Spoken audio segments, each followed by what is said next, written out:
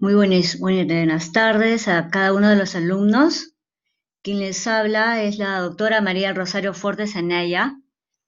Vengo del Hospital Hipólito Unanue. Bien. La charla que hoy día vamos a presentar es patología de oído medio. ¿Me escuchan? ¿Me escuchan bien? A Sí, ver, sí, Cuba, Ticona, sí, ¿me escuchan? doctora. Perfecto, gracias, muy amable. Muy bien. Bueno, en tiempos de pandemia esa es la manera de cómo nos vamos a comunicar y a través de a través acá de Collaborate. Muy bien. Empezamos, por favor.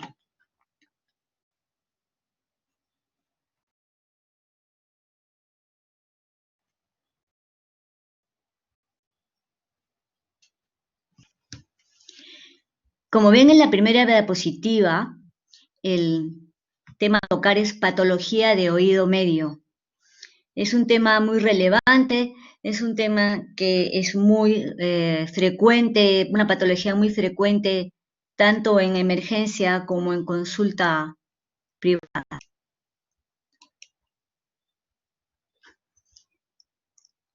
Si ven acá, en ese recuadro, vemos tanto el oído externo como el oído medio y el oído interno. Ya ustedes han tenido las clases de las partes del oído externo que conforman el pabellón auricular, el canal auditivo y el lóbulo. Para llegar a visualizar el oído medio, como bien le hemos dicho a los alumnos, es importante poder enderezar esta zona cartilaginosa para poder introducir ya sea un otoscopio o podamos visualizarlo a través del otomicroscopio o a través de un frontoluz. Esta es la parte que vamos a tratar el día de hoy, el oído medio.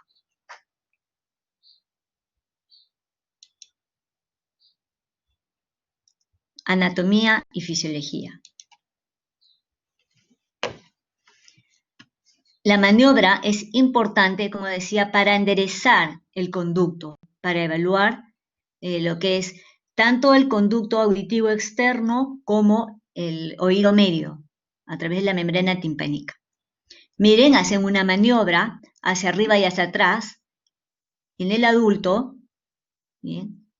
Y en el niño hacia arriba y hacia abajo. De esa manera, el conducto auditivo externo, que es tortuoso, se vuelve como un embudo y podemos visualizar las estructuras que quiero ver. Como le decía, y ayer deben haber hecho ustedes la evaluación del conducto auditivo externo, fácilmente veo cómo están las paredes del conducto, ¿no? Si hay o no edema. Y finalmente, para lo importante de hoy día, nuestro tema, queremos ver cómo está la membrana timpánica, cómo está el medio. Entonces, si ustedes no hacen esta maniobra, van a tener dificultad para poder evaluar oído externo y medio. Miren, este gráfico de acá es importante para poder determinar los 4 cuadrantes, ¿no? Dividirlo en posterior superior, en anterior superior, anterior inferior, inferior posterior o posterior inferior, para poder delimitar estructuras, para poder señalar en qué área está la membrana timpánica, para poder decidir en dónde hacer una meningocentesis. Por eso es importante la descripción en estos cuadrantes.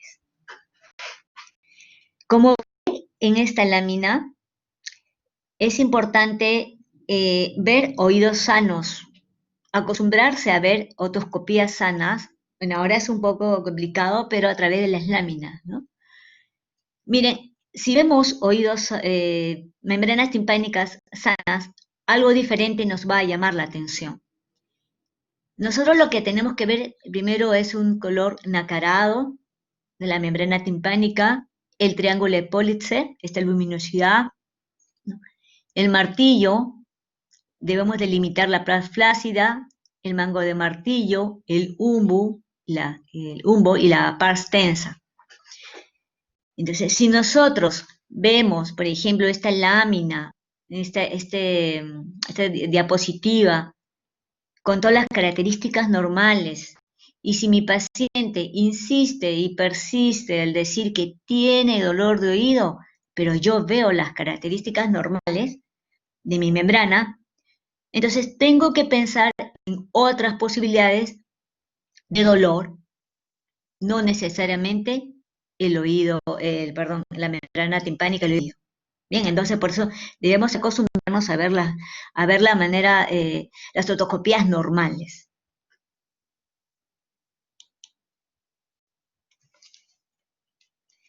A través de la membrana timpánica común, esta lámina, ven, como les decía, el martillo. Tenemos el privilegio de ver uno de los huesecillos de nuestra anatomía humana. Bien, el martillo, el yunque, el estribo es un poquito más complicado, pero el martillo es lo que usualmente tenemos. Recuerden, todos los demás huesecillos o huesos del organismo están cubiertos por piel, subdermis, es difícil verlo. En cambio, en el oído sí podemos tener esa suerte de ver parte de los huesos de la anatomía humana. Como verán acá, miren, acá tenemos 3 huesecillos que funcionan como una palanca, un todo. Ese es el martillo con su cabeza, la apófisis lateral, la apófisis anterior, el manubrio. Y acá la parte distal es el lumbo, apófisis anterior. Tenemos el yunque, en su rama el cuerpo, la rama larga y la cabeza, que contacta con el estribo. Y esto va íntimamente ligado al oído interno.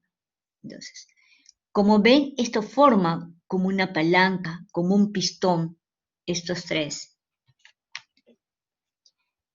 Esto va conectado, el martillo va conectado a la membrana timpánica y el estribo ya con la ventana O.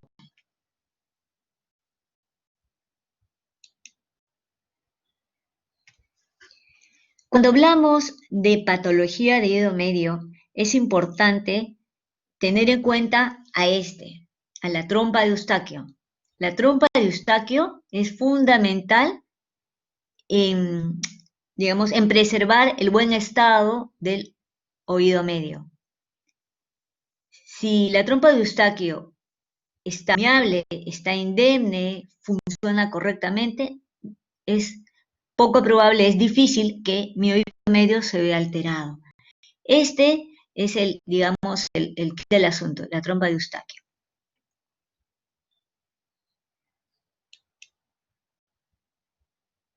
Vamos a ver la fisiología de la audición. Como decíamos, esto de acá hay una diapositiva en donde hay ondas sonoras. Yo puedo simplemente hacer un sonido intenso y esto, a través del conducto, llega hacia la membrana timpánica, esto hace vibrar, transporta ese sonido en forma de energía mecánica y llega hacia la ventana oval. Entonces, todo esto me transmite de forma mecánica hacia la ventana oval. Como vean aquí, ya es el interno, hay líquidos. Entonces, esta energía mecánica va a ser transmitida por estos líquidos del oído interno a la cóclea. Eso finalmente se va a convertir en energía eléctrica. Cuando vamos, bueno, ahora ya no, pero cuando ustedes van a un concierto, en donde están cerca los parlantes o los conciertos de rock, donde hay muchísima bulla, esta palanca, digamos, funciona como una protección, ¿bien? De todo el sonido perturbador que puede haber del rock o alto volumen. Esto ayuda para amortiguar el sonido. Sin embargo, esto en algún momento decae y todo este sonido intenso o que alguien les grite permanentemente en el oído, llega y produce daño en el oído interno.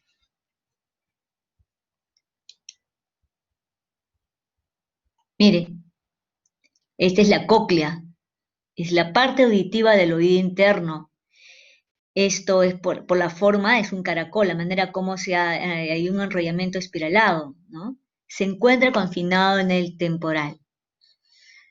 Entonces, cuando tenemos pacientes accidentados por traumatismos encefalocraneanos graves, fractura del temporal, podemos tener problemas auditivos y además tener problemas, como pasa también digamos, en el temporal, el facial, podemos también tener parálisis facial.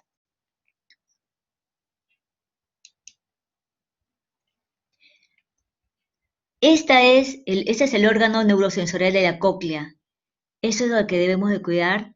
Esto aquí, las vibraciones se transforman por las células pilosas del órgano de Corti en impulsos nerviosos que son enviados al cerebro a través del nervio coclear.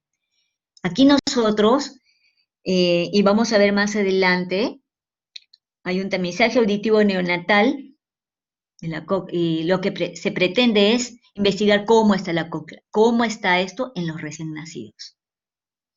Vamos a investigar cómo están las estructuras de las células ciliadas a través de las emisiones otoacústicas.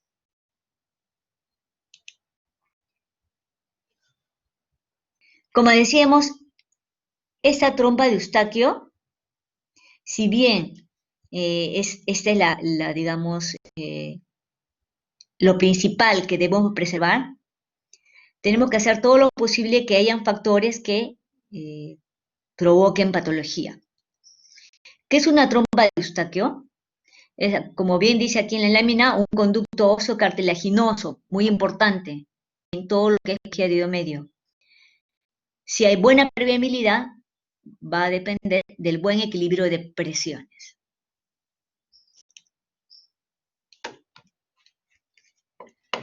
Muchas veces viendo las láminas nos podemos recordar siempre, ¿no? Miren, esto es, vamos a ver en el lactante y en el adulto las diferencias anatómicas de la trompa de Eustaquio.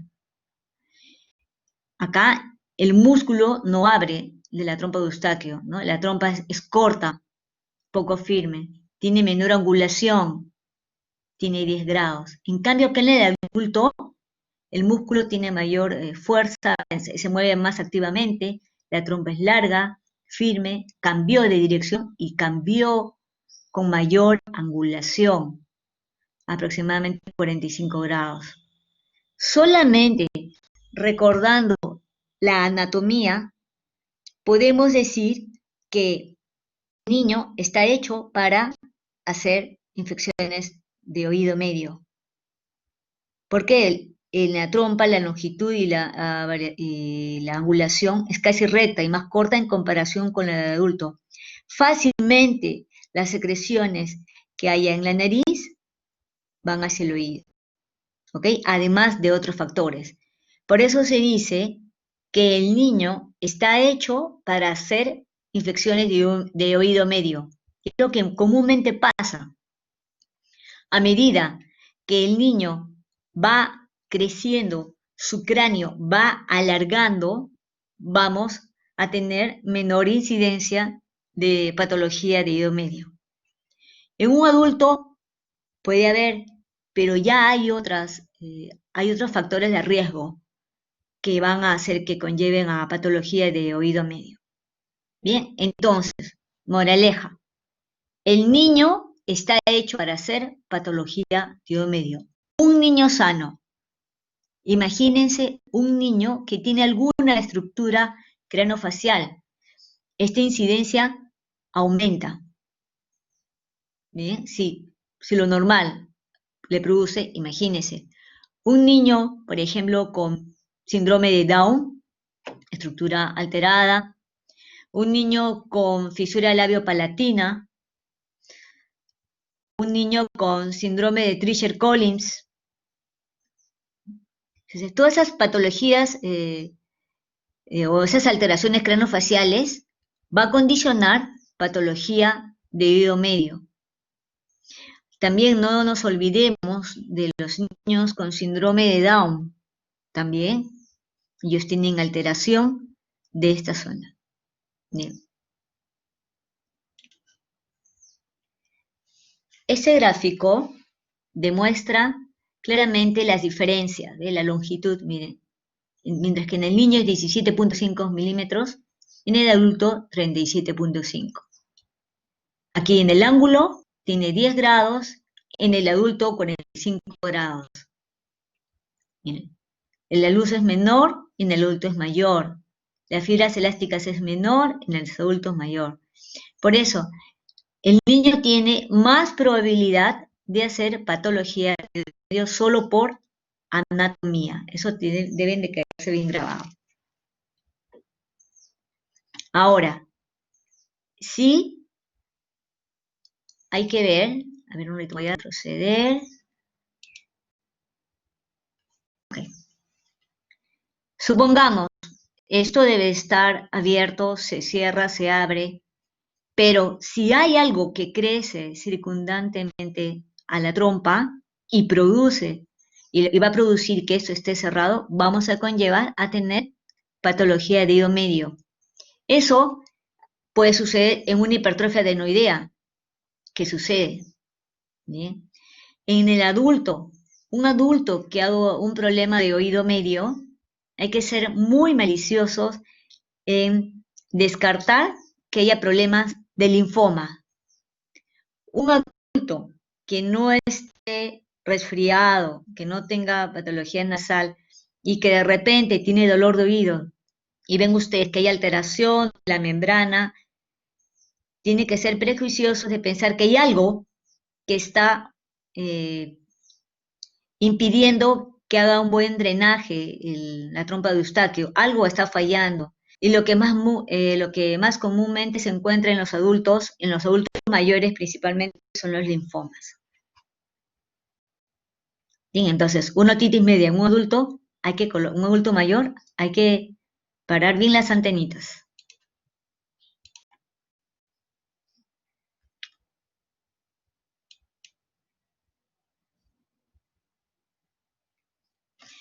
¿Cuáles son las funciones de la trompa de Eustaquio? Como bien habíamos dicho, protege el oído medio de las secreciones nasofaríngeas y del ruido. Realiza el drenaje hacia la rinofaringe de las secreciones del oído medio. Acaba la ventilación del oído medio. Si cualquiera de estas se ve impedida, vamos a tener patologías de oído medio. Si, como decíamos, hay algo que circunda, hay algo que está bloqueando el drenaje de las secreciones del oído medio, como por ejemplo un linfoma, esto nos va a llevar a patología de oído medio.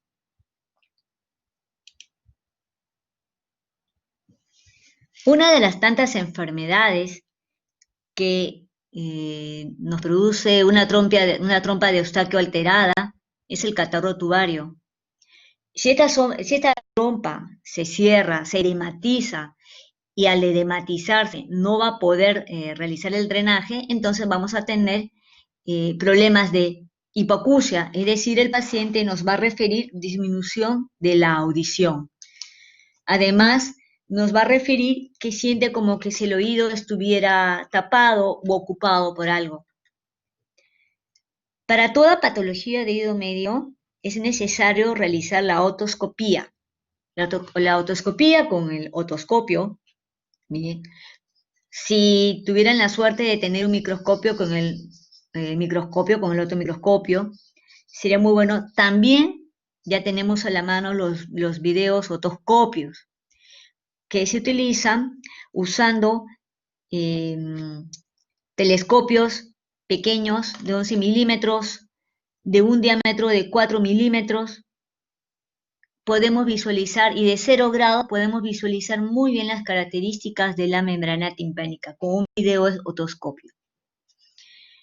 Entonces, ante toda patología de oído medio, si el paciente nos refiere disminución de la audición, debemos de hacerle la audiometría. ¿Y qué es la audiometría? Es un examen subjetivo, que quiere decir nosotros dependemos de la respuesta del paciente, en el cual nosotros le enviamos sonidos con diversos decibeles y a diversas frecuencias. Frecuencias, la intermedia 1000, la frecuencia aguda 2000, 4000, 6000, 8000 y las frecuencias graves 250 y 500. Nosotros enviamos sonidos y ellos van a responder si escuchan o no. Apenas escuchen, eso es digamos, el inicio o digamos, el inicio de la curva. Con eso nosotros podemos determinar si mi paciente escucha bien o no. Y si escucha bien, tenemos que determinar no, si escucha bien, no hay problema. Si no escucha bien, o sea, si hay hipoacusia, debemos de determinar qué tanto ha caído esa audición. Si estamos ante una hipoacusia leve o una hipoacusia moderada o severa o profunda. Todo eso se puede determinar con una buena audiometría. ¿Bien? Por eso es muy importante la curación del paciente. Dependiendo de la pérdida de la intensidad de la audición, luego podemos determinar leve, moderado. Leve va de 20 a 40, moderado de 41 a 70, severo de 71 a 90 y mayor de 90 ya es profundo. ¿Okay? Generalmente en otitis media o en patología de oído medio, pocas veces llega a ser profundo, normalmente es leve, moderado o severo. Entonces, con esto determinamos la medición de la audición, cuánto ha disminuido. El timpanograma o la timpanometría, con eso vamos a evaluar lo que es el oído medio, la impedancia del oído medio, cómo se mueve esta membrana timpánica, si detrás de la membrana timpánica solo hay aire o hay moco. Con eso nos ayuda a ver qué tipo de curva, ante qué tipo de curva estamos.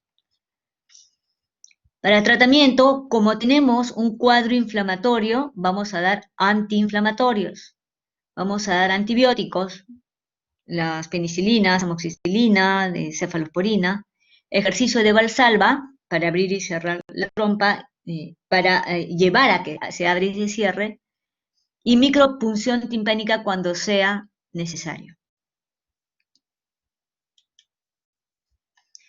Eso debe resolverse a más tardar en menos de 3 meses.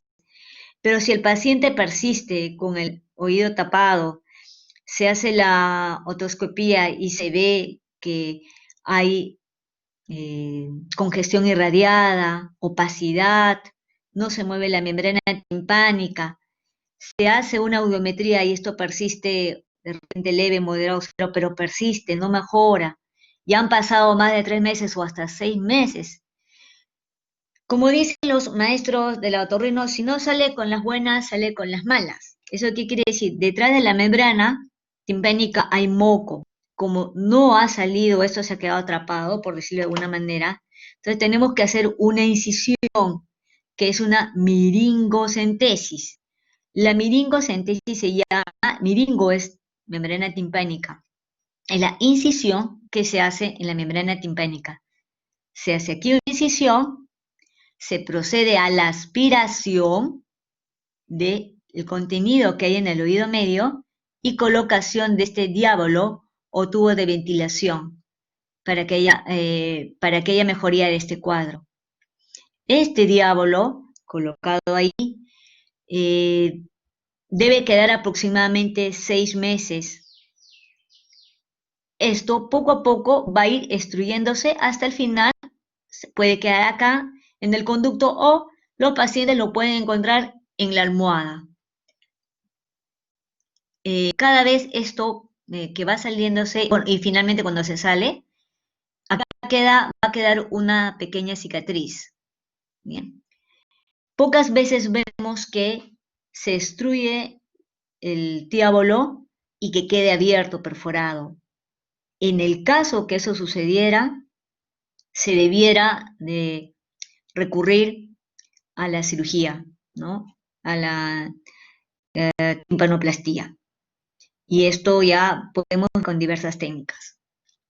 Ahora, esta obstrucción tubárica crónica que nos va a conllevar a el tubo de ventilación, cuando tenga este tubo de ventilación es como si tuvieran el tímpano perforado, ¿no? Como si tuvieran exposición del oído medio con el externo.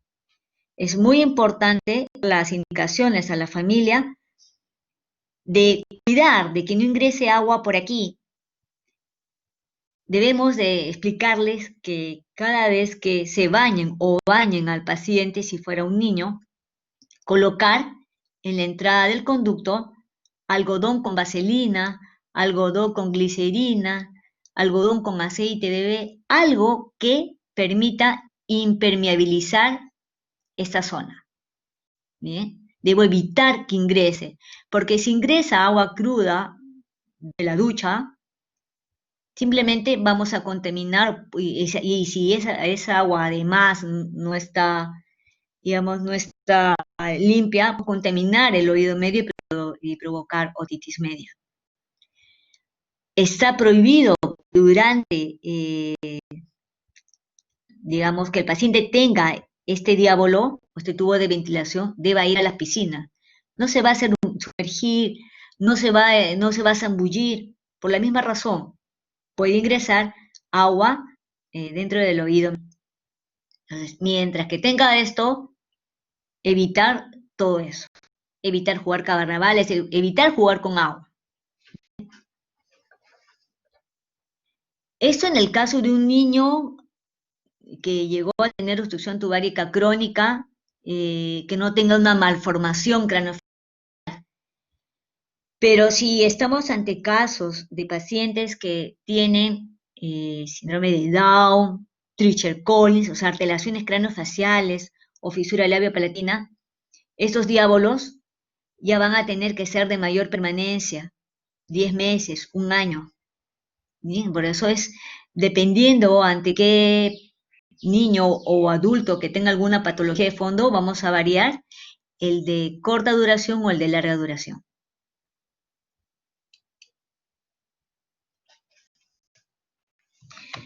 La otitis media aguda es un tema interesante. Alumnos, esto lo van a ver una y mil veces en emergencia pediátrica, principalmente. Es muy importante poner atención en esta parte. Miren, eso es una imagen de un niño que se está tocando el oído. Es muy probable que está presentando un dolor de oído. ¿Qué es la otitis media aguda? Es un proceso infeccioso inflamatorio del revestimiento superióstico del oído medio. Inicialmente vimos una lámina en donde se mostraba que la membrana timpánica es transparente, nacarada, diferente a esta que está enrojecida, congestiva, ¿no?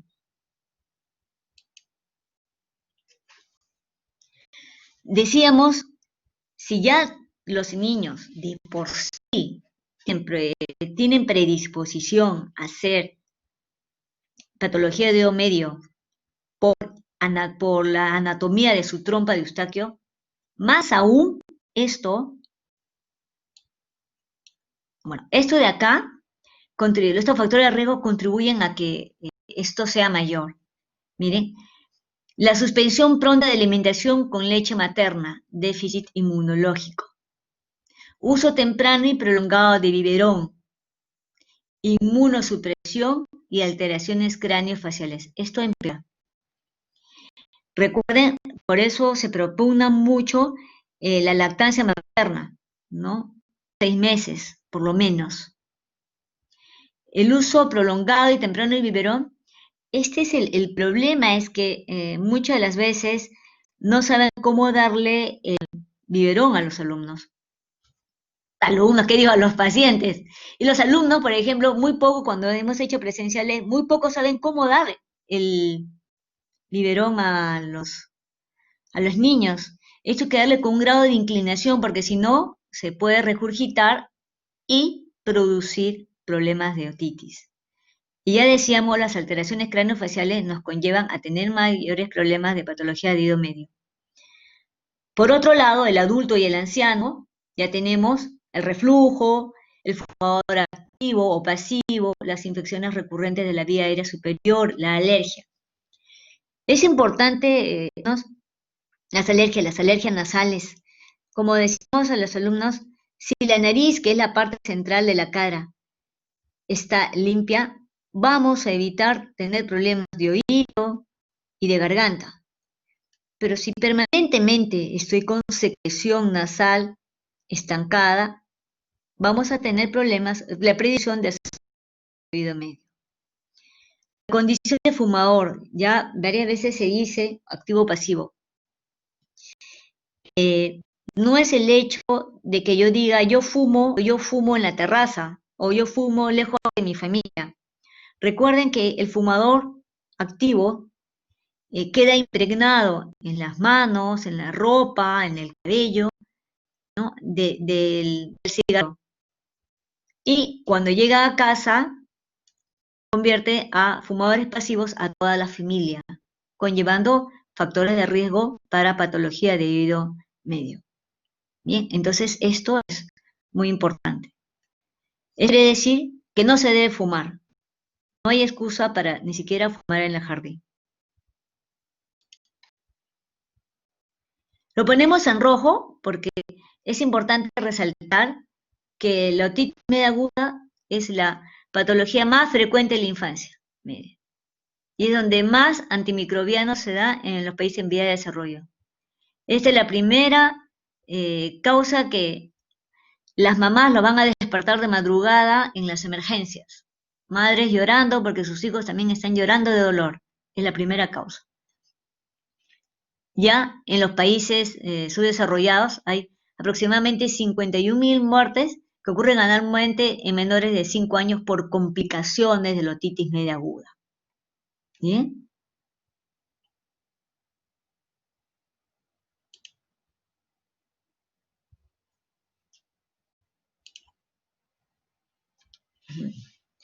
¿Y qué gérmenes encontramos en la patología de oído medio? A la cabeza, el Streptococcus pneumoniae, la Haemophilus influenza, la Moraxella catarrhalis. Estos son los gérmenes que habitualmente, bacterianos, que habitualmente presentan o nos causan patología de oído medio.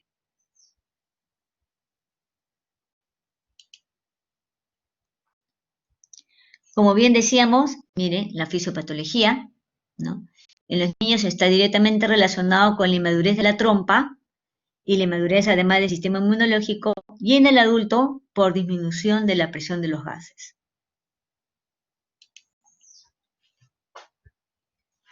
Cuando hablamos de criterios diagnósticos, hablamos de diagnóstico clínico, de signos, síntomas específicos e inespecíficos. Acá sí debemos de hacer un hincapié en los niños menores de 6 meses. A ver, un ratito vamos a hacer un sondeo, un ratito. No quiero. Bueno. Bien, aquí dice otorrinea. Otorrinea quiere decir es un dolor propio del oído, porque yo puedo tener un dolor del oído o me puede parecer que el dolor es del oído, pero puedo tener, por ejemplo, un diente cariado que me está molestando, ¿no? O puedo tener una articulación temporomandibular que está colindante, eso colinda con la pared anterior del conducto auditivo externo. Eso puedo tenerlo con patología y causarme dolor de oído. Eso quiere decir que no todo dolor de oído va a ser del oído. ¿Bien? Otorrina es el dolor propio del oído. En los menores de 6 meses, el signo del trago es positivo. ¿Qué quiere decir el signo del trago positivo? El trago que van a ver en la siguiente lámina, se presiona en el bebé y ustedes van a notar inmediatamente que el bebé grita o chilla más de lo normal. ¿Y por qué sucede esto? Porque en los pacientes menores de 6 meses, el conducto cartilaginoso es pequeño y está más, digamos, es más fácil relacionarse a la membrana timpánica. Eso quiere decir que presiono el trago y le produzco dolor. Bien, en los mayores de 6 meses ya no sucede eso. Debemos de diferenciar esto de una otitis externa, que es diferente, que sí me produce dolor cuando yo introduzco el estetoscopio, perdón, el otoscopio, cuando lo introduzco, y es por edema del conducto. Esto es diferente, el paciente no está catarrado o no tiene otra sintomatología. Por eso es muy importante diferenciar la otitis externa de la otitis media. ¿Bien? Además, en ver otorrea, que es secreción purulenta proveniente del oído, ¿no? Una membrana timpánica congestiva, quiere decir enrojecida, abombada y movilidad disminuida. Estos son signos y síntomas específicos. ¿A qué llamo síntoma inespecífico? Cuando llego a emergencia y la mamá le refiere al pediatra, doctor, mi hijo está que huele de fiebre, tiene 40, está irritable desde hace 2 días, no para de llorar, no quiere lactar, en el caso de los niños, ¿no? En un niño mayor ya puede decir, ¿no? Está apático, está aburrido. Estos son signos inespecíficos que el buen pediatra o ustedes que van a ser internos de medicina o en algún momento serumistas van a tener primero la cabeza, ojo, criterio de diagnóstico para otitis media aguda en pacientes pequeños. Ya los pacientes mayores de 1, 2 años, ellos simplemente le van a referir que les duele el oído, van a tocarse el oído afectado. En los niños, en los lactantes, sí se puede apreciar además que cuando tienen esta irritabilidad, esta anorexia, además mueven la cabecita hacia el lado afectado o con la manito tratan de cogerse el oído afectado. Entonces también son signos. ¿Ven? El trago es esto de acá. Presionan esto y van a causar un dolor exquisito en el pequeño de 6 meses. Para toda evaluación del oído medio y para cualquier enfermedad, el gol estándar, bueno, una buena anamnesis. Si ustedes logran dirigir una buena anamnesis, las preguntas correctas, tipo de enfermedad, forma de inicio, está presentando los signos, síntomas, más el examen clínico que puede hacerse a través de una otoscopía, ¿no ve? O mejor aún con una otomicroscopía, también enderezando el conducto. Acá lo que falta es ingresar, ¿no? Porque acá lo está haciendo el aire, esto tiene que ingresar. Bien, entonces podemos evidenciar que estamos frente a un tipo de patología como la otitis media aguda.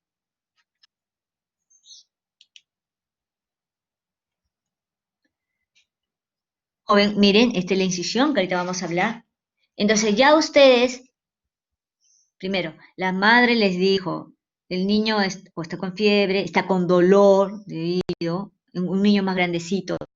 Ustedes pueden visualizar la otorrea o ven la membrana timpánica bombada, ¿no?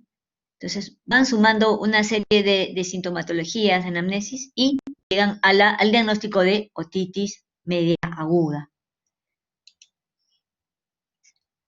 Como estoy segura que es una otitis media aguda, ya tiene más de 48 horas de evolución, 72 horas, podría iniciar ya el tratamiento específico.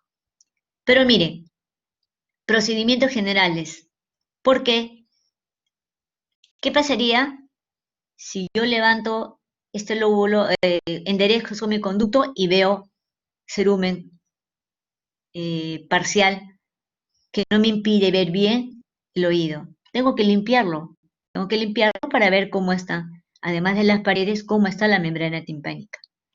Si hay otorrea, lo mismo, debo de limpiar para poder visualizar mejor las estructuras. Bien, entonces debemos de hacer una limpieza externa de cerumen y o secreciones. Ahora, ¿a qué se denomina miringocentesis? Decíamos, es una incisión, ¿ves? Una pequeña incisión en la membrana timpánica. Bueno, esto solamente es en manos expertas, ¿no? Y con el uso de un microscopio. ¿Y qué hacen los colegas que, bueno, si se tiene al alcance de la mano el microscopio? Como verán aquí, este es en un paciente adulto, pero en un niño, ¿qué se puede hacer? Ustedes visualizan con el otoscopio que la membrana está muy inflamada, congestiva, a punto de estallar. En el niño lo que se hace con una solera, se coloca alrededor de su cuerpo como si fuera un tamalito y se moviliza la cabeza bajo visualización del otomicroscopio o de microscopio. Se hace una incisión pequeña en la membrana timpánica. ¿Para qué? ¿Por qué el niño llora? Porque recuerden, la membrana timpánica está tensa, está bombada. Ese estado de tensión le provoca el dolor. Pero si yo le hago una micropunción, se libera, sale la otorrea y cesa automáticamente el llanto del niño. Bien, es más, las madres llegan a emergencia diciendo, mi niño llora mucho o lloraba hasta que de repente dejó de llorar y cuando me percato, hay pus en su orejita, doctora, le está cayendo el pus. Y la madre ya además viene con la preocupación de que ya se le rompió el tímpano y ya se quedó sordo. Debemos de darle la calma necesaria, porque si bien es cierto, ya se complicó, porque una complicación de de la otitis media aguda es una ruptura de membrana timpánica, esto puede regenerarse. De 3 capas que tiene la membrana timpánica, eh, al momento de perforarse y cuando se hace la regeneración, se conlleva a una regeneración de dos capas y esta puede verse más adelgazada. Y si no tenemos la experticia necesaria, en una próxima cita, aunque aunque esa perforación esté cerrada, puede conllevar a un error diagnóstico y seguir diciendo que la membrana se quedó abierta, la perforación se quedó abierta. Bien, pero eso suele cerrarse. En el peor de los casos de que no cierre, porque realmente de 10 pacientes 9 cierran, obviamente con los cuidados necesarios, con la alimentación adecuada, ¿no? Con el tratamiento instaurado. En el caso de que no llegase a cerrar, no hay problema. ¿Qué se hace? Se hace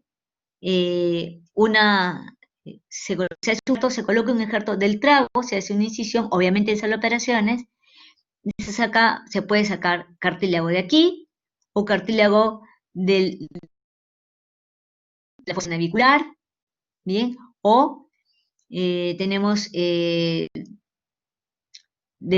músculo del temporal, podemos también ayudarlo a retirar eso y colocar ¿cómo se llama? El pericondrio y colocar en el agujero o en la perforación que ha quedado abierta. Entonces, darle la calma de que si se quedó perforado, hay maneras de subsanar eso. Pero vamos por el tratamiento. El tratamiento, amoxicilina, pero a esta dosis, doctores, no a dosis de 50. Estas son las dosis recomendadas. Los adultos no menor de 2 gramos. En el caso de que sea un niño que normalmente utilice amoxicilina sola, hay que adicionarle ácido clavulánico. Con la salvedad, y hay que ser muy, muy incisivo con los familiares, ojo, el ácido clavulánico le puede provocar diarreas.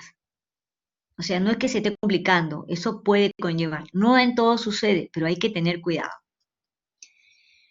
Si ya probaron con la amoxicilina y la amoxicilina con ácido clavulánico, vamos con la sultamicilina o con la acetilcefuroxima. En el caso de que quieran iniciar tratamiento y bueno, les informan que es alérgico a penicilinas y derivados, debemos de usar los macrólidos. Siempre, en cualquier patología que sea alérgico a penicilinas y derivados, hay que usar macrólidos. Los macrólidos tenemos la eritromicina, la claritromicina, la acitromicina. En este caso, la claritromicina. La eritromicina no está, ya tiene mucha resistencia y la citromicina no es para oído. Miren. Bien, entonces, esto deben saberlo sí o sí porque les van a llegar casos en emergencia y de madrugada principalmente. Entonces, ya estamos dando tratamiento antibiótico, pero si mi niño tiene dolor, ¿qué le doy? Paracetamol o ibuprofeno, que también es un antiinflamatorio, corticoide, mucolítico. Bien. Ahora, otra recomendación. De repente, ustedes están en la casa y les llama un familiar y dicen, mijito, hasta que le duele el oído, ¿qué le doy? No se les vaya a ocurrir indicarles gotas. Yo lo aplico gotas a mi paciente cuando estoy completamente segura que el problema es de oído externo. Mientras ustedes no hayan evaluado ese oído, puede ser o externo o puede ser medio. Bien, entonces, ante la duda, ¿bien? ¿Qué le pueden dar? Vía oral. La vía oral, la vía sistémica, les cubre el dolor tanto para el oído externo como medio. Si le colocan las gotas y el problema es detrás de la membrana timpánica, nada va a hacer. Esto se va a quedar acá, afuera, la gota, no ingresa. Pero vía sistémica le va a calmar el dolor. Entonces es un pequeño consejo para qué hacer hasta cuando lleguen a sus manos, pueden hacerle usted una otoscopía y determinar por la sintomatología y por el examen que le realicen al niño de qué área se, digamos, es la patología.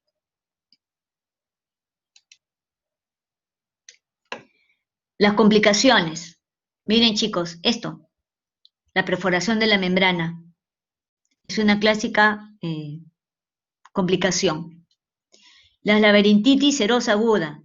Esta es la verdadera laberintitis, no los problemas vertiginosos que llegan a emergencia. Al final dicen, todos son laberintitis, no.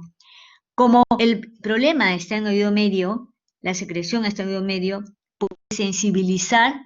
puede sensibilizar el oído interno a través de la ventana oval y producirnos una laberintitis serosa aguda. Miren, la mastoiditis. Esto parece una orejita de Volkswagen, ¿no? Hacia adelante, ¿lo ven? Miren, está edematizado, está congestivo, esta es la mastoide. Esta es una complicación. Aquí hay que hacer drenaje, hay que dar una cobertura antibiótica de drenaje, bueno, y llevarlo a sala, ¿no? Para hacer limpieza de la mastoide y de las áreas colindantes. Otra complicación, miren este señor, que tiene parálisis facial. Esa es otra complicación ótica. Colesteatoma, lo que vamos a ver más adelante. Ya extraóticas, tenemos al absceso cerebral, a la osteomelitis craneofacial, trombosis del seno lateral, meningoencefalitis. Este es un absceso cerebral. La trombosis del seno lateral es una complicación muy peligrosa en los niños, ¿no? El niño ya no solo cursa con dolor de oído, con fiebre, sino náuseas, vómitos, diarrea, y el niño cada vez se va comprometiendo cada vez más. Aquí ya la cobertura antibiótica es muchísimo más, es cobertura con cefalosporina de tercera generación, con tratamiento para cobertura para anaerobios, para gran negativos. Esto realmente es una complicación muy peligrosa y generalmente se da en niños o puede darse en niños inmunocomprometidos. Nosotros hemos tenido digamos, la infeliz situación de ver que un niño opio en el hospital justo por eso. Tenía una complicación de un absceso cerebral por otitis, una otitis muy aguda, pero era un niño con un niño muy venido a menos, un niño inmunodeprimido. Y cuando quisimos entrar a sala, se olvidaron de prepararle los prequirúrgicos, cuando nos dimos cuenta ya el niño había fallecido. Eso es muy peligroso. Esto en los niños pequeños y más aún en los niños inmunodeprimidos. Igual, jóvenes, así tengamos a un niño inmunocompetente, pero tiene una otitis media aguda, y si ustedes le dan el tratamiento indicado, y si a pesar de que ustedes deben de esperar una buena evolución, hay una evolución tórpida, sí, tienen que ser más cautos, hospitalizarlos y estudiarlos, y estudiarlos y pedir de repente resonancia, pedir exámenes para ver de qué más allá está tratando o es una complicación.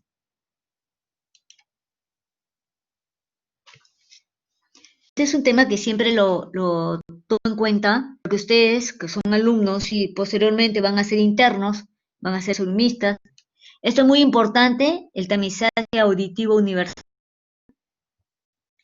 es la evaluación de todos los niños recién nacidos. Lastimosamente, por la pandemia lo hemos dejado. Y lo hemos dejado muy a nuestro pesar, porque como sabrán, no podemos exponernos, no podemos exponer, generalmente evaluamos 20 madres con sus respectivos recién nacidos, haciendo fila y un poco pegados. Entonces, es imposible ante la pandemia exponernos y exponer al personal de salud y exponer a los pacientes entre sí a que tengan infección por COVID, ¿no?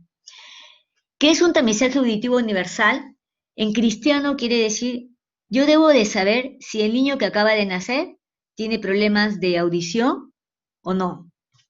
Así como ustedes van a ver todos los bebés que nacen en los hospitales o en las clínicas, ya sabe al salir qué grupo de sangre tiene, ¿no? Si tiene problemas de hipotiroidismo, todo un tamizaje. Esto también ya se está propugnando, eso ya está establecido. Tamizaje auditivo universal. ¿Y por qué es importante? Por algo muy simple. Debemos detectar a niños con hipoacusia neurosensorial profunda, los que necesiten implante coclear. ¿Por qué? ¿Qué quiero decir? Porque muchas veces hemos llegado a tener pacientes de 6 años y la mamá dice, doctora, yo siempre pensé que mi hijo era tímido o era autista o era sobrado y no hablaba, pero nadie se percató de que ese niño no escuchaba. Si nosotros queremos cantar, debemos escuchar. Si nosotros queremos que nuestro niño hable, debe escuchar. ¿Y cómo saber si escucha? A veces es demasiado tarde. Algo muy simple. En la casa simplemente agarran una sonaja y le deben colocar al lado derecho o izquierdo que quieren evaluar. Lo real es que el niño voltee, gire, busque la fuente de sonido. Si no lo hace, pueden haber problemas. Esa es una manera muy sencilla en casa. Pero en el hospital, ¿qué hacemos? Como si fuera un lapicero, en la punta distal se coloca un tip, un ear tip, es una gomita de plástico, en el cual lleva el sonido de la máquina de la emisión. Y en cristiano, ¿qué hace? Se envía sonido a la cóclea, y si la cóclea es indemne, lo rebota, y en la pantalla del equipo sale pasa o pass en inglés. Si sale refer, es que algo está pasando. Bien, nos puede salir refer 1, refer 2. Cada mes debo controlar a ese paciente. Si tengo 3 refer o 3 veces que no pasa ese bebé, inmediatamente debe de pasar a mayores estudios, a estudios de potenciales evocados auditivos, a estudios de tomografía, resonancia, ver qué está pasando. Tenemos que determinar el grado de pérdida auditiva en ese niño. Porque chicos, si nosotros captamos bebés con hipoacusia neurosensorial profunda, vamos a evitar a tener un niño menos sordomudo en la vida. Porque si tiene un problema leve, moderado, con uso de audífonos, como si fuera una persona mayor, audífonos para niñitos, para bebés, van a ayudarle. Van a conseguir escuchar sonidos y replicarlos. Pero no podemos seguir teniendo niños sordomudos si está en nuestras manos hacer este tamizaje auditivo universal. ¿Y en quiénes debemos priorizar? Aunque acá dice universal. Ustedes como internos de pediatría o internos de ginecología, que van a atender a las madres, deben de tener especial cuidado en pacientes, en madres gestantes que han tenido TORCH, o sea, toxoplasma, rubiola, citomegalovirus, ¿no? Alguna de esas patologías, si la madre ha cursado con eso, tienen que estar muy preocupados cómo está ese bebé, porque puede tener un problema de hipoacusia neurosensorial. Entonces, eso es por la parte de ginecología, eso se le decía internos de ginecología. Por otro lado, ya usted es un interno de pediatría. ¿Qué me va a preocupar de ese bebé? Si un bebé pesa bajo, muy bajo, de menos de 1500 gramos. Entonces, este niño también va a tener problemas. Un niño de una edad gestacional también muy prematura, ¿no? Menor de 34 semanas. O de repente ya nació bien, pero se puso tan histérico que requirió de exsanguíneo transfusión. Ese niño también corre un gran riesgo. La hiperbilirrubinemia altísima daña la cóclea. ¿Bien? Entonces, teniendo en cuenta todo eso, no, y además, otra cosa, si tenemos un niño recién nacido, pero que necesita estar en UCI neonatal por más de 10 días, también hay sonidos en las incubadoras que pueden producir daño en la cóclea del niño. Entonces, en esos niños, en esos bebés que he referido, deben de ser mucho más fastidiosos con los asistentes, indicarles que los lleven al otorrino para evaluar, para saber cómo está su grado de audición. Bien, y si hubiera algún problema, podemos ya derivarlo a otorrino y bueno, los exámenes respectivos, y si necesitara un oído electrónico, que es el implante coclear, se les puede realizar. Bueno, actualmente ahorita, como ya saben, todo se ha parado, todo se ha detenido. En el hospital se realiza, en el hospital de Misa, Hipólito Unanue, en los hospitales de salud también, ¿no? El Hipólito Unanue es uno de los pocos que realiza tamizaje auditivo universal a todos los niños y además se realiza implante coclear. Bueno, así como hay un caso de otitis media aguda, que son menos de 3 meses, tenemos lo otro, la otitis media crónica. Mientras que en el oído de la otitis media aguda el paciente presenta gran dolor, en la otitis media crónica ya no hay dolor. Esa es una de las diferencias. Bien, ya la membrana está rota, ¿bien? Entonces no hay esa presión. Pero si presenta dolor, ojo, puede haber una complicación. Ven en esta gráfica, miren esta forma arriñonada, es una perforación de membrana timpánica. Es una enfermedad inflamatoria crónica de mayor o igual a 3 meses, del oído medio, de comienzo insidioso, curso lento, con tendencia a la persistencia y adecuada secuela definitiva. Esta es la secuela, la perforación de la membrana timpánica. Bien. ¿Ven acá? Esto es la perforación. Atrás es la caja, la mucosa. ¿Ven? Ya no tiene características, ya no está enacarado, está opaco, está engrosado, está vascularizado. Esto ya perdió la forma, está casi horizontalizado y, como digo, y la perforación.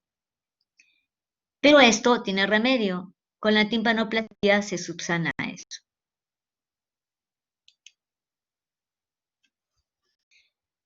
Mientras que en la otitis media aguda teníamos a la moraxela, al hemófilus, al estreptococo, a la cabeza, acá cambian. ¿Bien? Tenemos a la pseudomonas aeruginosa, tenemos al proteus, a la E. coli, tenemos gram positivos serorios Staphylococcus aureus y los anaerobios bacteroides fragilis, en el caso de colesteatoma. Por eso digamos, la etiología, la microbiología cambia. El tratamiento es diferente. ¿Bien? Acá está, miren, la membrana timpánica perforada.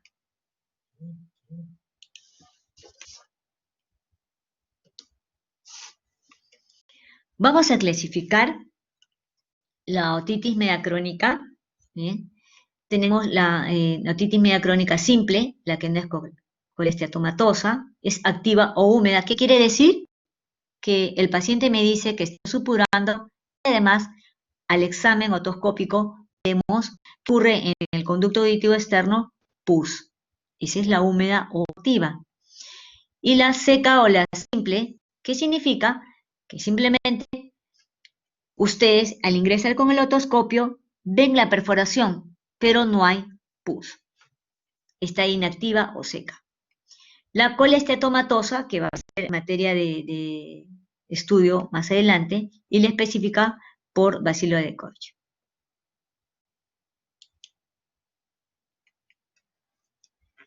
Para todo criterio diagnóstico, siempre la parte clínica y los exámenes clínicos nos van a ayudar. La anamnesis a la cabeza, ¿no? Antecedente de otorrea, traumatismo óptico, hay una otorrea mucosa con o sin olor, disminución de la audición, parálisis facial o vértigos. Y como en el anterior, quiero evaluar oído medio, la otoscopía, mucho mejor la atomicroscopía para poder determinar todas las estructuras de la membrana timpánica, cómo está. La audiometría, doctores, aquí también es básico. ¿Por qué? Porque si yo tengo, a ver, ¿dónde está la lámina? Si yo tengo esto, bien, de hecho, que voy a tener disminución de la audición, la paciente va a ser subsanada, pero le puedo prometer que va a oír como cuando nació, no creo. Por eso es muy importante hacer acá una buena audiometría. Dependiendo de la audiometría, podemos ofrecerle, ¿qué le vamos a ofrecer? Se va a sacar injerto, ¿no? Se va a sacar injerto para solamente tapar esa perforación o además vamos a limpiar bien los huesecillos y hay la posibilidad de que mejore la audición. Eso es todo con una audiometría. Si tenemos una audiometría conductiva, tenemos un mejor pronóstico. Podemos tener mejoría de la audición. Pero si es neurosensorial, tenemos que ser muy francos y directos con el paciente. Señor o señora, nosotros nos vamos a limitar a que esa perforación cierre, pero no va a recobrar la audición. Si faltamos a la verdad, fácil, nos pueden hacer algún problema médico legal porque el paciente no ha sido cubierto sus expectativas. Por eso, esto es importante, hacer una buena audiometría. Con eso es el pronóstico de nuestra operación, ¿bien? La audiometría. Y si tuviéramos una hipoacusia mixta, va a mejorar, pero no tanto como una conductiva. ¿Bien? La radiografía de mastoides para ver todo lo que está implicado, más aún mejor la tomografía de mastoides. Con eso sí podemos ver cómo están las celdillas, cómo está el escutum, cómo están todas las cavidades, cómo está el oído medio por dentro, para hacer mejor planeamiento quirúrgico. Acá el tratamiento de jóvenes es diferente, completamente diferente. Acá, si yo tengo y veo pus en el conducto, fácilmente debo hacer un lavado con solución acética al 2% para que haya acidificación. Bien, entonces al 2%. Y en cambio, y además coloco gotas con quinolonas, ya sea con ciprofloxacino o con ofloxacino. Acá sí, ya tengo la membrana timpánica perforada, ya debo ir directamente al oído medio. En cambio, eso no se puede hacer en una otitis media aguda, a pesar de que tiene la membrana timpánica perforada, porque va a haber intercambio de microfloras. No se puede hacer eso, está prohibido en una otitis media aguda. En la crónica sí no hay problema. Y en la externa también se puede aplicar gotas, porque tengo la certeza de que mi membrana timpánica está indemne.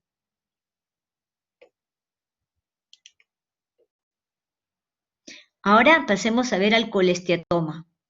Como verán, el colesteatoma es una otitis media crónica, pero miren, esto es como quien dice, todos tienen una pequeña bombita del organismo. En la nariz, una de las pequeñas bombitas es el nasoangiofibromas. En el oído es el colesteatoma. Si bien es una tumoración benigna, el problema es todo lo que causa, y vamos a detallarlo eso.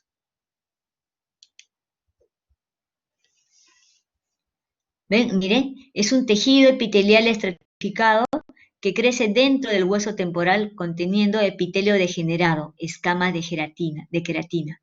En buen cristiano es piel en donde no debiera estar. ¿Ven esta masa blanquecina? Si como otorrino veo esto es colesteatoma y ya es un consenso entre nosotros. Colesteatoma diagnosticado, colesteatoma operado. No es que yo tengo mi colesteatoma y me por un mes. Esto hay que operarlo lo antes posible. ¿Y por qué? Por toda la capacidad osteolítica que tiene. Clasificación. Tenemos el congénito, o sea, así nació, ¿no? Un defecto provocado en el desarrollo embrionario, ¿no? Y en cambio en el adquirido puede ser primario y secundario, y posterior a malformación de membrana timpánica marginal o central.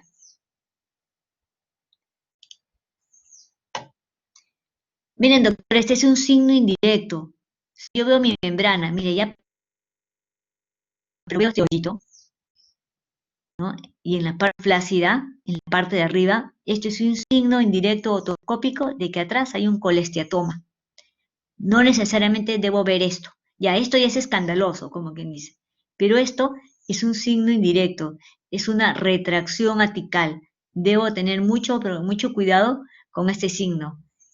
Entonces, una vez que veo esto, obviamente debo solicitar tomografías para poder ver la extensión de la enfermedad. Bien. El colesteatoma nos produce una otorrea fétida, intermitente, pérdida de la audición, vértigos, hemorragia, otalgia, claro. Ya ahí hay una complicación, porque normalmente una otitis media crónica no produce dolor de oído. Si produce otalgia, ya estamos ante una complicación o ante un colesteatoma que está causando esto.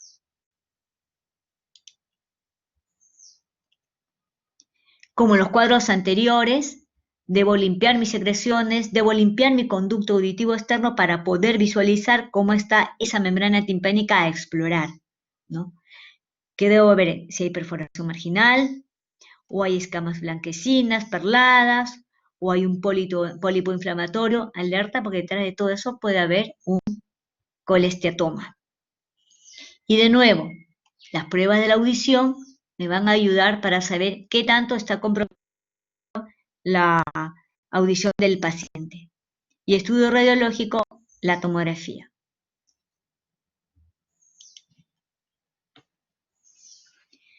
Como verán, miren, esta es la tomografía, algo aquí alrededor, ¿no? Tenemos que hacer, es el colesteatoma, tenemos que hacer, hay pérdida también del scutum, ¿no? Tenemos que hacer también diferenciación, como si estamos solamente ante el caso de una supurativa benigna, de una meningitis granulosa o de un carcinoma infectado de oído medio. Y en este caso sí solamente tenía la oportunidad de una vez ver a un paciente que, también lo cuento a eso a mis alumnos, después de una operación que aparentemente era una otitis media crónica, no, perdón, de un colesteatoma, en la evolución posterior, en las curaciones posteriores, cada vez veía que la herida quirúrgica se iba complicando más. En vez de mejorar, en vez de cicatrizar bien, eso se iba ramificando como si fuera una coliflor. Cada vez se ponía más feíto, cada vez más monstruoso, por decirlo así. Cuando vimos que esto escapó de toda evolución normal postquirúrgico de un paciente, decidimos hacerle una biopsia. ¿Y qué había sido? Un carcinoma infectado de oído medio, ¿no? Hubo ahí un error, no fue un colestetoma, estábamos en un carcinoma infectado de oído medio, que se logró visualizar posteriormente, porque la evolución fue tórpida del paciente.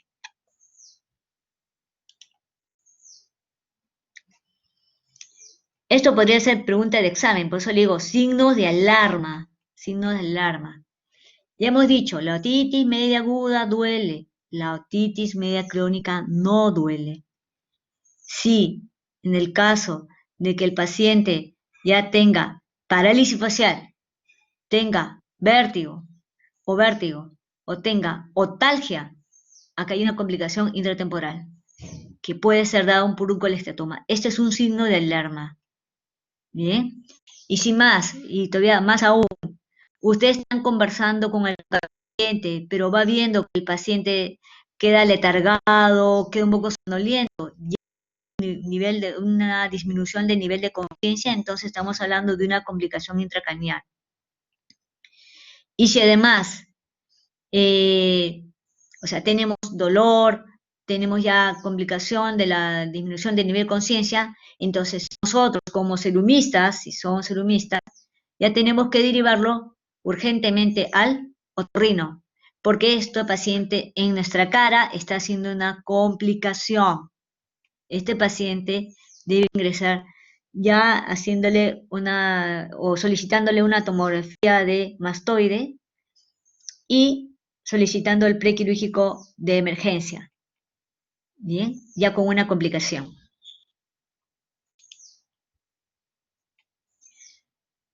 Es muy parecido a la otitis media aguda, miren, las complicaciones tienen la mastoiditis, petrocitis, laberintitis, parálisis facial, que son algo ya más manejables. Estos son los peligrosos.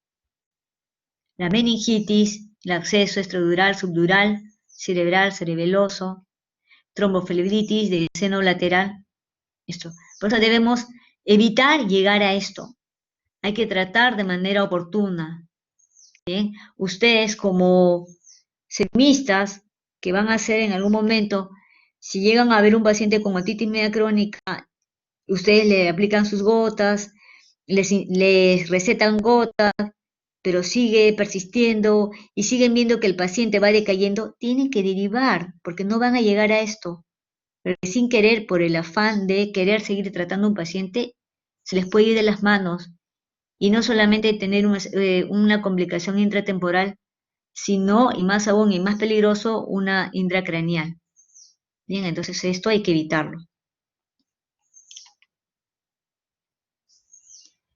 Pero ¿cuál es el fin de hacer una cirugía del colesteatoma, que es una mastectomía radical modificada? Es uno, retirar el colesteatoma y evitar la recidiva. Los jóvenes a veces es inevitable porque este colesteatoma puede ingresar hacia las celdillas inaccesibles, ¿no? O estar pegado facial. Y hay que tener mucho cuidado porque en el afán de querer retirarlo podemos dañar estructuras, fácilmente provocar mayor daño de la prótesis facial, podemos tener daño en el área vestibular, ¿no? Porque si bien es cierto, cuando comienza la cirugía de un colesteatoma, el olor característico a queso rancio es inevitable. Entonces, cuando se hace la incisión y se llega al oído medio, a la mastoides, se ve simplemente, es como si fuera esto blanquecino, uno va retirando y va viendo que ha creado un camino.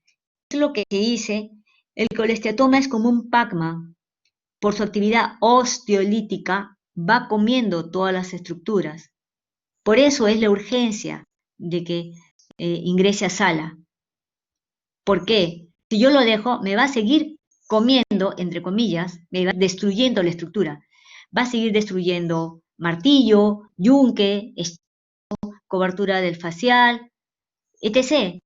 Entonces, por eso vamos a tener más complicaciones. Y como el oído está colindante con el área del sistema nervioso central, vamos a tener fácilmente meningitis. Por eso, y solamente por eso, es la urgencia de la operación del colesteatoma. Porque si yo tengo una otitis media crónica, inactiva, por ejemplo, tengo mi perforación, pero no supura, yo me cuido, no me ingresa agua, está seco, puedo esperar medio año, puedo esperar 3 meses, no hay problema. Pero un colestatoma tiene actividad osteolítica, por eso es que debe operarse, porque dice, la cirugía debe ser lo antes posible porque básicamente lo que hace es destruir estructuras. Eso, debemos evitar que destruya. Porque cuando se abre, cuando se hace la incisión y se llega al oído medio, uno llega a ver lo que se llama cadena auricular cariada. ¿Qué quiere decir? Se come parte del, de repente se comió la rama larga del yunque, se comió la apófisis del martillo, o sea, se lo produce su actividad osteolítica. Por eso debemos de evitar para tener el menor daño posible en las estructuras osiculares, ¿no? En las estructuras funcionales en la caja de tímpano. Y peor aún, que llegue a techo y que conecte al sistema nervioso central, que es mucho más complicado. Por eso es colesteatoma diagnosticado, colesteatoma operado. Esto no tiene lugar a demora. Ahorita, actualmente, nos preocupan nuestros pacientes con colesteatoma. ¿Y por qué, chicos? Porque recuerden que el COVID, el problema es de la aerosolización. Y cuando uno hace fresado, ¿bien? Hay cualquier cantidad de aerosol en la zona de las mastoides o en toda esa zona. No se puede fresar acá, no se puede fresar en el área de nasal si queremos hacer cirugía endoscópica. Debemos evitar. Así como nosotros estamos impedidos, iguales son los odontólogos, no pueden o van a tener que tomar las medidas extremas, hay mucha aerosolización ahora por COVID. Nosotros debemos evitar. Si es que ya vemos un paciente que se está complicando, debemos tomar todas las medidas necesarias, ¿no? Todas las coberturas, el, el EPP, el de mayor protección, el 3 con el mameluco, con la careta facial, debemos hacer la operación lo más rápido posible para evitar ya mayor exposición al COVID. Bueno, rápido, pero efectivo, obviamente, ¿no? Entonces, ahora en época de COVID realmente nos preocupamos por ellos. Ellos nos van a poner en jaque, ellos se van a poner en jaque, va a ser muy peligroso, los pacientes con colesteatoma. Nuestros pacientes con crónica activa o inactiva finalmente pueden esperar, pero estos no, estos son nuestra gran preocupación. Bien. Eh, ¿Alguna pregunta?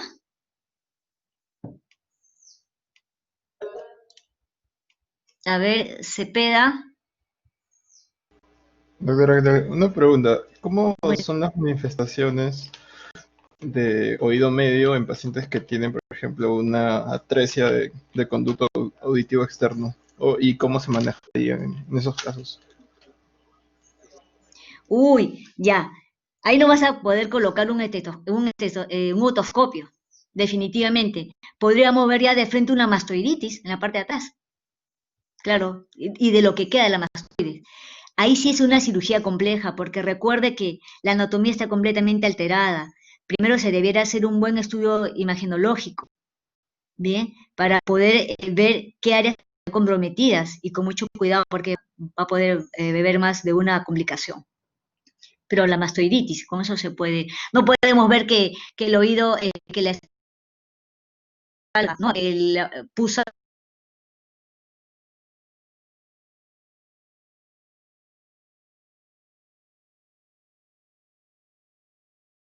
porque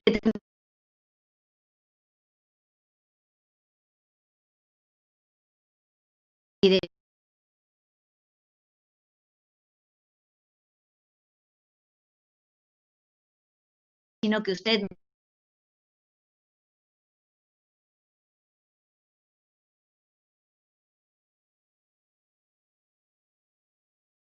el oído,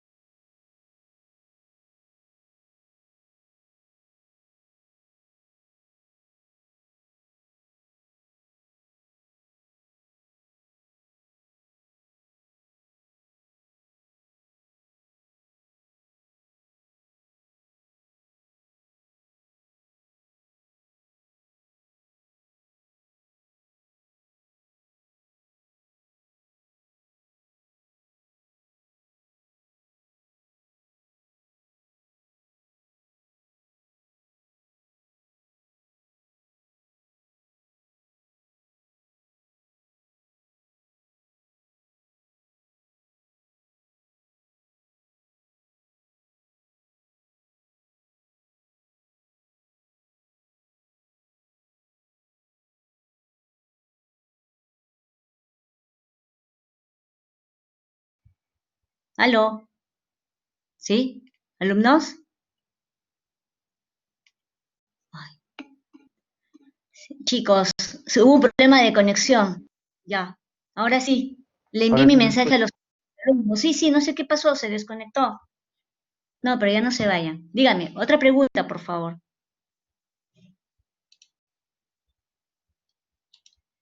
A ver, ¿alguna otra pregunta?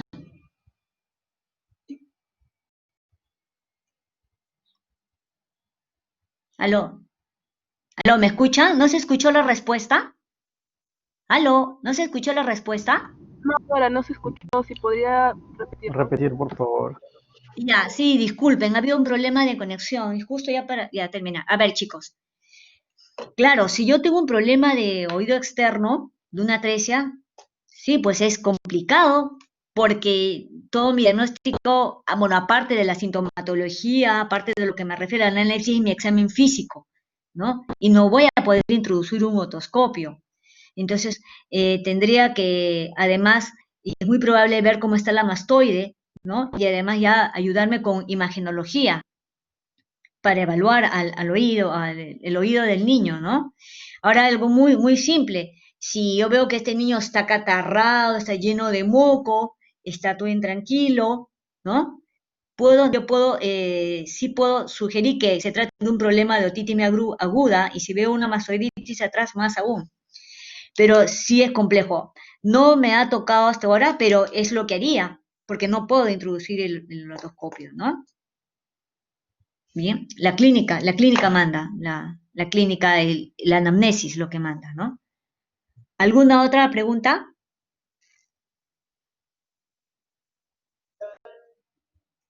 Claudia Benavides. Doctora, ¿se escucha? Sí, Claudia, adelante. Mencionó que en el colesteatoma, en caso sea congénito, los síntomas suelen presentarse en los primeros años de vida, pero ¿qué síntomas son los más frecuentes o el primero que me sorprendería y me preocuparía, ¿no? Ya, baja de audición y realmente es más común hallazgo ver esa atelectasia que hay en el techo, en la zona superior, en el ático. Bien. Y porque son los que casi nunca tienen, los que no tienen otorrea, son como unos hallazgos. ¿Otra pregunta? Cepeda. Usted mencionó de que las capas que se regeneran son dos, pero no mencionó cuáles. La externa y la interna son, o la media. La media Solamente. es la media, la externa y la interna, no es la media. La media es la que no se regenera. Y como está tan adelgazado, el colega que no tiene la experticia puede mencionar que la perforación sigue. Bien, a veces se regenera, pero muy adelgazado y hay que tener mucha experticia para poder visualizar eso. Es más, cómo uno puede comprobar, haciéndole que haga la maniobra de Valsalva y podemos ver la movilidad de esa área, ¿no? O a través de un video otoscopio o con el video endoscopio óptico o con el microscopio, si hay alguna duda. ¿Alguna otra pregunta?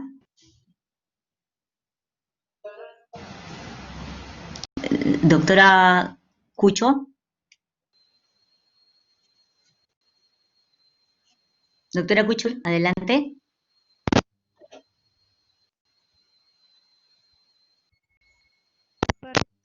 Doctora, no le escucho, perdón. Está entrecortado.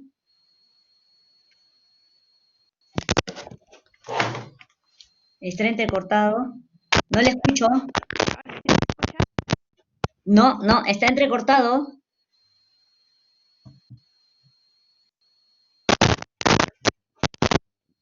Hay problemas en su... ¿Usted sí me escucha? A ver, cuadros, sí. Ah, usted lo escucha lejos, pero yo no le escucho, yo no le escucho.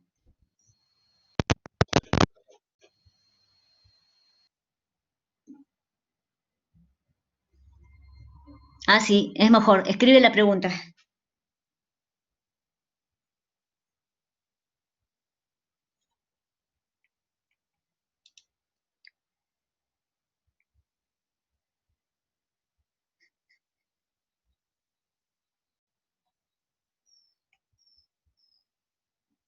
Kelly. ¿Está ahí Kelly o no?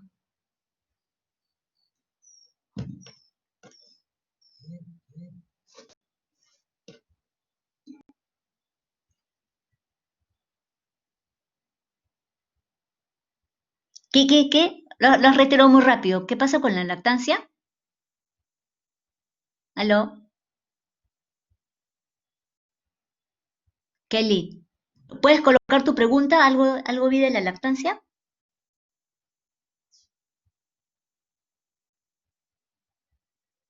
A ver, doctora Cucho, Ah, ya.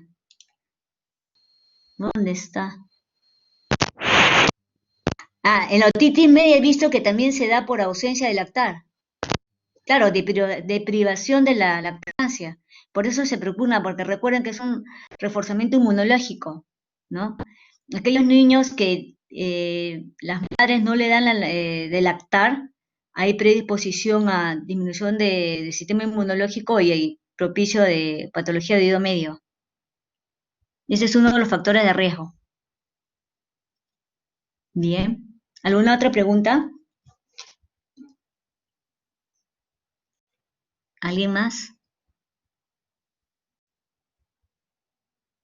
Ya saben ustedes, por favor, tienen que ser muy incisivos con los niños, con los recién nacidos que tengan a su lado para poder captar si hay algún paciente con hipoacusia neurosensorial profunda.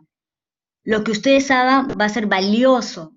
¿Y por qué valioso? Porque van a encaminar al diagnóstico temprano de un recién o de un niño menor de 1 año, y si fuera el caso de que necesitara ese implante coclear, tener la capacidad de colocarle un implante coclear y poder ser un ser humano que pueda aportar a la sociedad, no un discapacitado.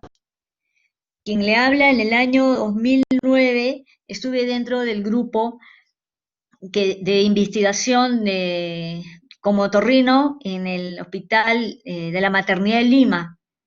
Bien, en ese momento sí se hacía solo las emisiones otoacústicas en niños de UCI neonatal. Y se encontró un buen grupo que tenía problemas de hipoacusia. Pero ¿cuál fue el gran inconveniente digamos, este estudio?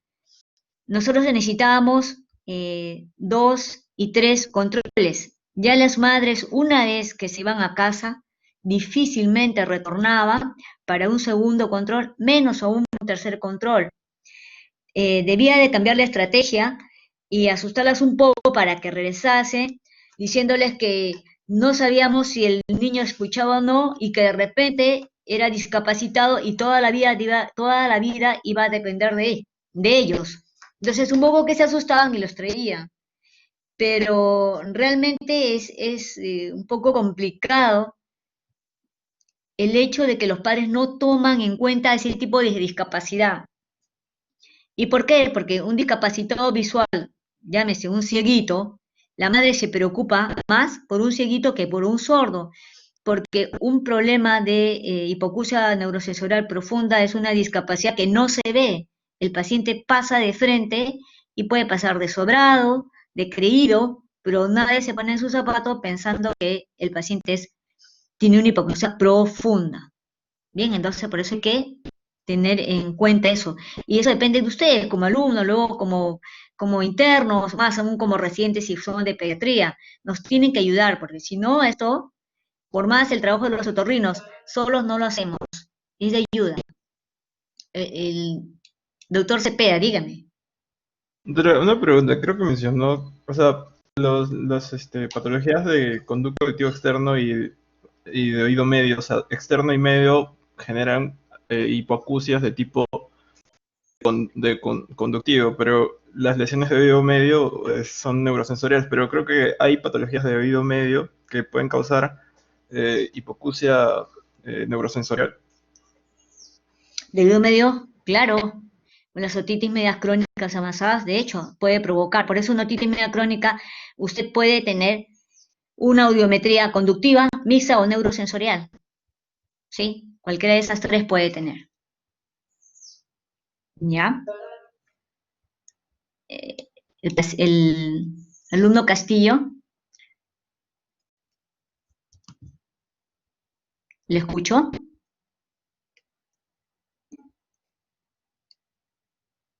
Allá, escriba, por favor, entonces.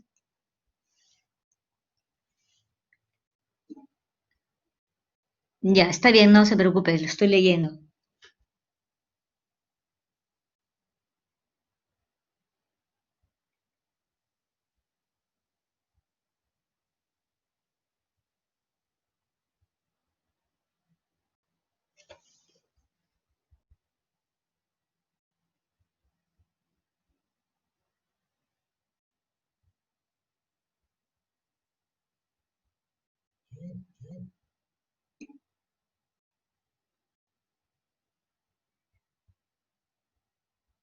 Sí, otitis media crónica es tiempo de evolución.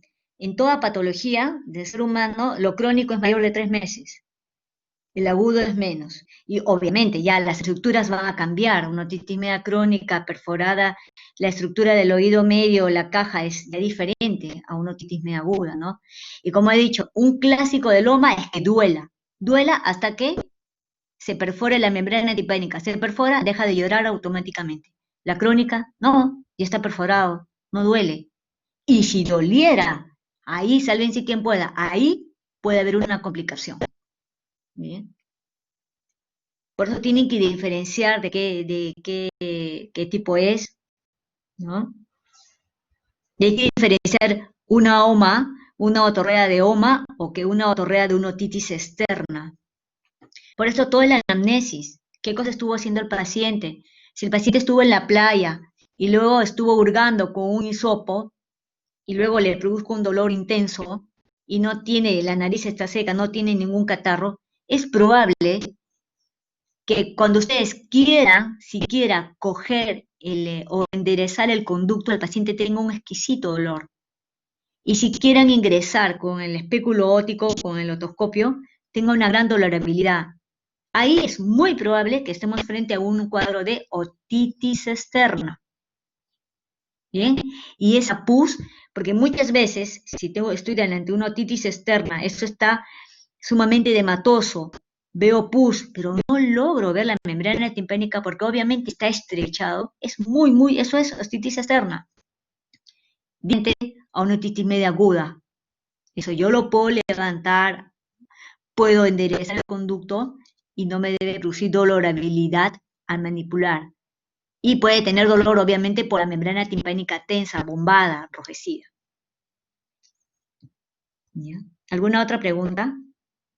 Por eso le digo, chicos, no den gotas así nomás, solo si ustedes tienen la certeza de que es externa, pudieran darle. Pero ahora, chicos, si es una externa también y tiene demasiado pus, le colocan la gota y la pus va a jalar la gota y no va a hacer nada. Entonces hay que saber qué hacer, cómo limpiar y colocarle las gotas.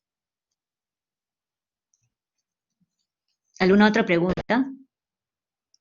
Si ustedes saben manejar bien el OMA, no van a tener mayor problema de manejar su guardia como internos, su guardia como residentes. Alguna cosa que ya vean que escapa, que el niño no reacciona, deriven al otorrino. Pero ustedes de primera línea, porque ustedes solo van a ser la primera línea, van a poder manejar esto.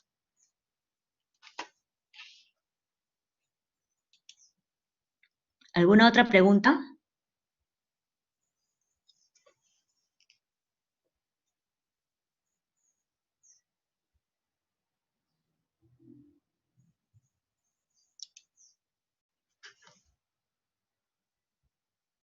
A ver, chicos.